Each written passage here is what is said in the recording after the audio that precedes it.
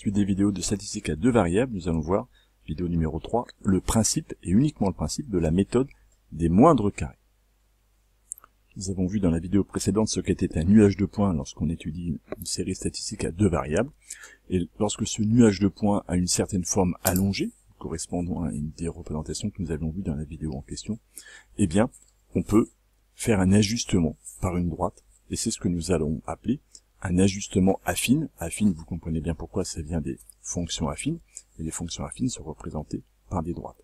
Donc l'idée, ça va être de dire, notre objectif va être, quand on aura des situations de nuages de points qui auront des formes allongées, eh bien de déterminer la droite d'ajustement affine correspondant la mieux au nuage de points que l'énoncé nous a proposé.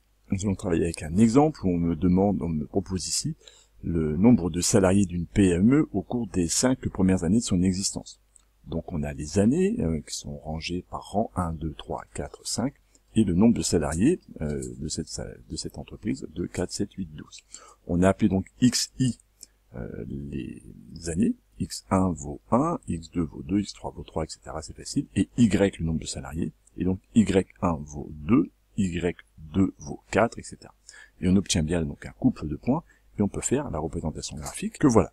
Et quand on observe cette représentation graphique, on a évidemment très envie de dire que les points sont relativement alignés. À la main, on pourrait trouver quelque chose comme ça à peu près, trouvant un ajustement affine à la main. C'est une méthode.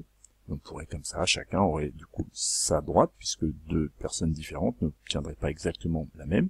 Et donc l'idée va être de discuter de stratégies de façon un peu plus rigoureuse, afin de définir de façon plus précise la meilleure droite d'ajustement affine possible. C'est là qu'intervient la méthode de droite de régression par la méthode des moindres carrés.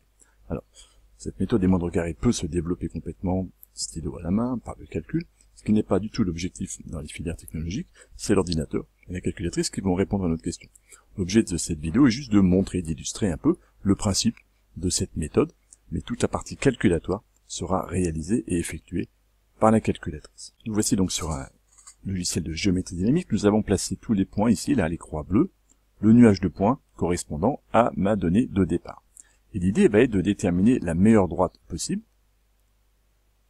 Et voici la droite que je trace là. Je peux bouger, je lui ai mis 2 points pour la représenter. Et l'idée est de trouver la meilleure droite possible.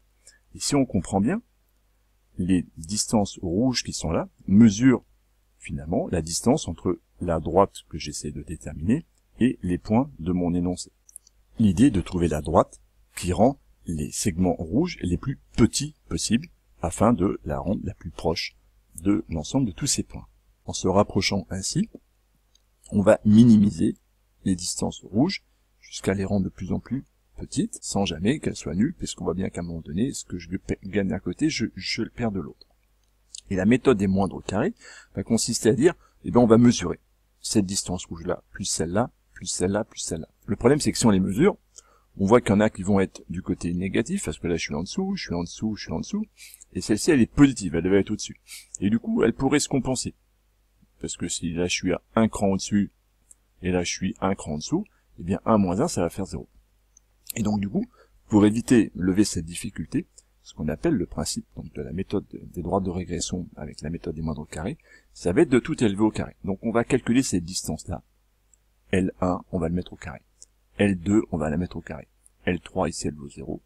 L4, on va la mettre au carré. Et L5, on va la mettre au carré. Et on va ajouter donc les carrés de ces 5 longueurs. Et l'idée, c'est que la somme des carrés de ces longueurs soit la plus petite possible. Rassurez-vous, c'est l'ordinateur qui va faire ce calcul. Et donc, c'est ce qu'on nous rappelle dans cette petite proposition ici, c'est qu'on considère dans un nuage de points, et pour une droite donnée, on va s'intéresser donc aux distances verticales, c'est ce qu'on vient de voir, L1, L2, etc., Ln. Et la droite de régression par la méthode des moindres carrés, pour un nuage donné de n points, eh bien la droite pour laquelle cette quantité de la somme des carrés de ces distances est la plus petite possible. La méthode pour l'obtenir, eh bien ça va être donné par la calculatrice, qui va utiliser donc une régression linéaire avec le menu statistique. Une autre vidéo montrera comment est-ce qu'on y arrive. Et la droite me sera donnée, l'équation de la droite sera sous la forme y est égal à a fois x plus b, et la calculatrice me donnera a et b. Ce sera donc la meilleure façon, à notre niveau, de déterminer un ajustement affine lorsque mon nuage de points à une forme allongée.